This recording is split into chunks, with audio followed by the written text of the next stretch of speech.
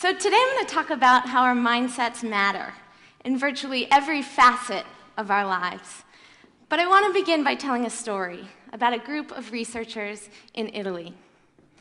Dr. Fabrizio Benedetti and his colleagues studied a group of patients undergoing thoracic surgery.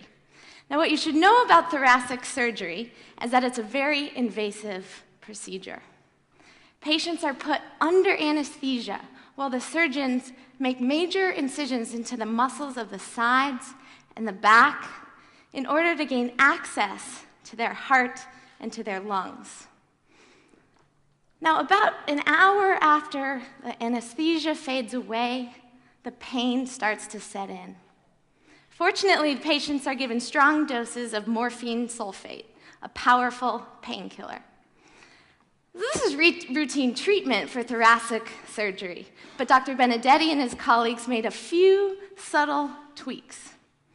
Half of the patients were given the dose of morphine by a doctor at their bedside. The other half was given the exact same dose of morphine, but it was administered into their IV by a pre-programmed pump. Now, you would think that both of these groups of patients would experience the same relief. But this was not the case. The group that received the morphine by the doctor reported significant reductions in their pain levels. The other group, the group who received the same exact amount of morphine but wasn't aware of it, they didn't seem to experience the same benefit. So Dr. Benedetti and his colleagues didn't stop there. They used the same procedure to test the effectiveness of other treatments, treatments for anxiety, treatments for Parkinson's disease, treatments for hypertension. And what they found was remarkable and consistent. When the patients were aware of the treatment and expected to receive the benefit, the treatment was highly effective. But when they weren't, that same drug, that same pill, and that same procedure was blunted, and in some cases, not even effective at all. So I read about these studies when I was a student at Harvard University, and at the time I was heavily immersed into the literature on the placebo effect. And the more I read, the more I started thinking about the true nature of placebos. So what is the placebo effect really? Well, most people discount the placebo effect as just some magical response to some fake pill or some faux procedure. But that's not what the placebo effect is. The placebo effect is not about the faux pill or the sugar pill or the fake procedure. What the placebo effect really is a powerful, robust, and consistent demonstration of the ability of our mindsets, in this case, the expectation to heal, to recruit healing properties in the body. So what is a mindset? A mindset is quite literally a setting of the mind. It's a lens or a frame of mind through which we view the world. We simplify the infinite number of potential interpretations at any given moment. Now, the ability to simplify our world through our mindsets is a natural part of being human. But what I want to suggest to you today is that these mindsets are not inconsequential, and instead they play a dramatic role in determining our health and our well-being. So while I was at Harvard, I had the opportunity to work with Professor Ellen Langer. She's a professor of psychology, and when she heard that I was also a Division I athlete, laughed at me. She said, "You know, exercise is just a placebo, right?" Now, I was kind of offended because at the time I had been spending up to 4 hours a day training my body to be in optimal shape. But she did get me thinking about mindsets and how they might matter outside of medical walls. Was I getting fitter and stronger because of the time and the energy that I was putting into my training? Or was I getting fitter and stronger because I believed that I would? What about the other extreme? What if people were getting an extraordinary amount of exercise but weren't aware of it? Would they not receive the same benefit? we decided to test this, and to test this, we found a really unique group of women, a group of 84 hotel housekeepers working in 7 different hotels across the US. So these women are on their feet all day long. They're using a variety of muscles, and they're burning an extraordinary amount of calories just doing their job. But what's interesting is that these women don't seem to view their work in this light. We asked them, we said, "Do you exercise regularly?" And 2/3 said no. So we said, okay, well, so on a scale of 0 to 10, how much exercise do you get? And 1/3 of them said 0. I get no exercise at all. So we wondered, what would happen if we could change their mindset? So we took these women, we split them into 2 groups. We measured them on a variety of things, including their weight, their blood pressure, their body fat, their satisfaction with their job. And then we took half of them and we gave them a simple 15-minute presentation. We gave them this poster and we said, you know, your work is good exercise. It satisfies the Surgeon General's requirements, which are quite simply to accumulate about 30 minutes of moderate physical activity. You should expect to receive those benefits. 15 minutes. We came back 4 weeks later and we measured them again. Not surprisingly, the group that didn't receive this information didn't change. But those that did looked different. They dropped weight. They had a significant reduction in systolic blood pressure. They dropped body fat. And they reported liking their job more. So what does this tell us? Well, to me, it was fascinating that just as a result of a simple 15-minute presentation, the whole game changed, producing a cascade of effects on both their health and their well-being, presumably without even changing behavior. Now, some of you might be thinking, well, how do you know they didn't change their behavior, right? Because that must have been what produced the effects. Well, we know they didn't work anymore. And the room attendants themselves assured us that they didn't join the sports club down the street. But of course, we can't know for sure if they weren't, putting a little more oomph into their making the beds. So this question really plagued me. Is there a direct, immediate connection between our mindsets and our bodies? So to test this, I worked with my colleagues at Yale, Kelly Brownell, Will Corbin, and Peter Salovey, and we did so by making a big batch of milkshakes. So we made this big batch of milkshakes, and then we invited people to come to our lab to try the milkshakes, and in exchange, we would give them $75. Sounds great, right? Well, the less appealing aspect of the agreement was that while they were drinking the shakes, we had them hooked up to an IV so we could get their blood samples. We were out to measure ghrelin. Ghrelin is a peptide. It's secreted in the gut. The medical experts call this the hunger hormone. So when we haven't eaten in a while, our ghrelin levels start to rise, signaling to the brain it's time to seek out food and slowing our metabolism to, just in case we don't find that food.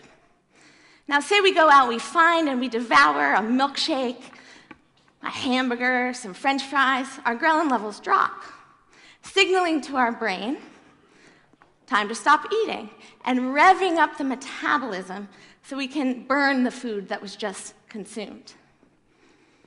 So the participants came in, we hooked them up to an IV, and then we gave them a milkshake, Sensa-Shake. This is 0% fat, 140 calories, 0 added sugar. This is guilt-free satisfaction. So they drank this shake, and in response, their ghrelin levels dropped, but only very slightly, signaling to the brain that some food had been consumed, but not a whole lot. So a week later, they came back to our lab, we hooked them up to an IV again, and we gave them this shake.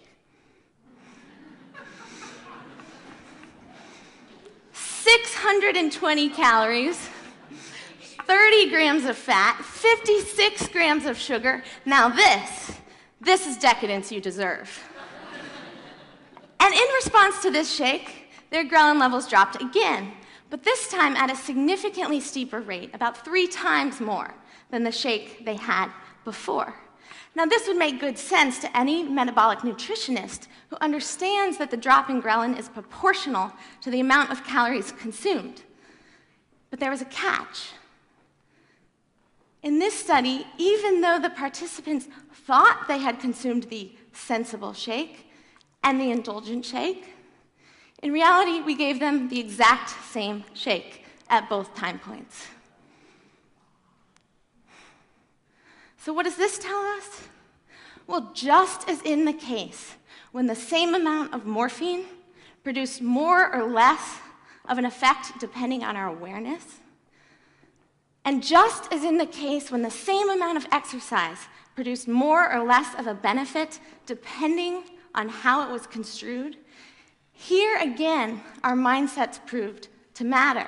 In this case, suggesting it might not be just calories in and calories out, or the precise makeup of fats, nutrients, but what we believe, what we expect, what we think about the foods we eat that determines our body's response. So in light of this, it behooves us to consider our own lives. What are our mindsets? And how might we begin to shift them, to alter them, to have them be more beneficial? So take stress, for example. What's your mindset about stress? If you're like most people, you have the mindset that stress is bad. Bad, bad, bad. Bad stress. Now, this is not surprising, considering that everywhere we look, there's warnings, labels, yelling at us, reminding us about the negative effects of stress. But the truth of stress is not so clear-cut, and in fact, there's a robust and growing body of research showing that stress can have positive effects, enhancing effects on our health, our well-being, and our performance. Now, I'm not here to try to persuade you that the effects of stress are enhancing, but rather to point out that the truth of stress is like most things in life, and that is, it's uncertain. And therefore, to raise the question, do our mindsets about stress determine our response? So to test this question, I worked with Sean Aker and Peter Salovey, and we worked with a group of 300 employees. This was after the 2008 financial collapse, and we decided they were stressed. They had just heard that 10% of their workforce was going to be laid off, and they were overworked. So we decided to see if we could change their mindset. And we did so by having them watch simple video clips. So I'm going to show them to you here simultaneously, but half of the participants saw the one on the left, half saw the one on the right.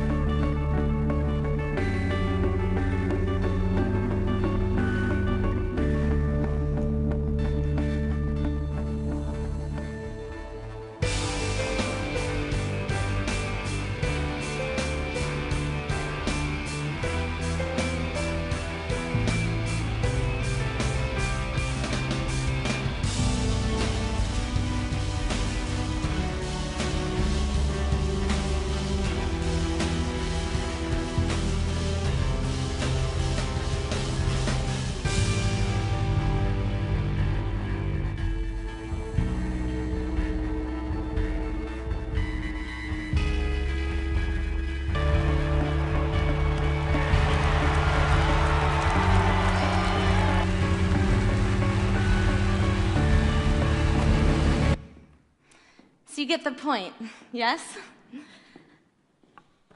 So here we are, in the dark. So here we are. They're watching facts, research, anecdotes, all true, but oriented towards one view or the other.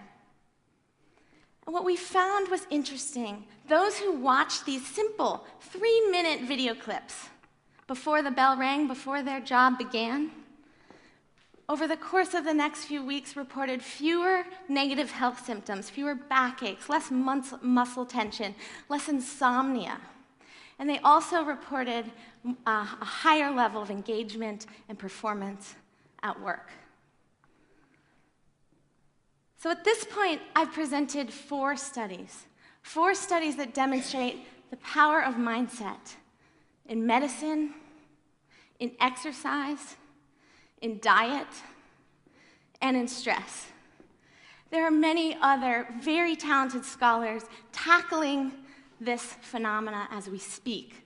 Carol Dweck's research demonstrates us that if we can shift our mindset about intelligence and talent as something that's fixed to something that's changeable over time, it can dramatically alter our academic and professional success. Yale epidemiologist Becca Levy's research shows us that if we can change our mindsets about aging, from viewing aging as an inevitable process of deterioration to a process of gaining wisdom, gaining growth, not only shapes the course of how we grow old, but even extends longevity. Ted Kapchuk and his group at Harvard's Program for Placebo Studies is doing cutting-edge work understanding how we can begin to harness and ethically utilize the placebo effect in clinical practice. So though the context is different, the message is the same. Our mindsets matter. Now, don't get me wrong. I'm not saying that medicine doesn't work, or that there are no benefits of exercise, or that what we eat doesn't matter. It does. But the psychological and physiological effect of anything in our lives can and is influenced by our mindset. So is the power of mindset limitless? Probably not. But what I hope I've done for you today is inspired you to reconsider where those limits really are. Because the true task ahead is to begin reclaiming this power for ourselves, to acknowledge the power of mindset, and know that just like this, in just the blink of an eye, we can change the game of any facet of our life quite simply by changing our mindset. Thank you.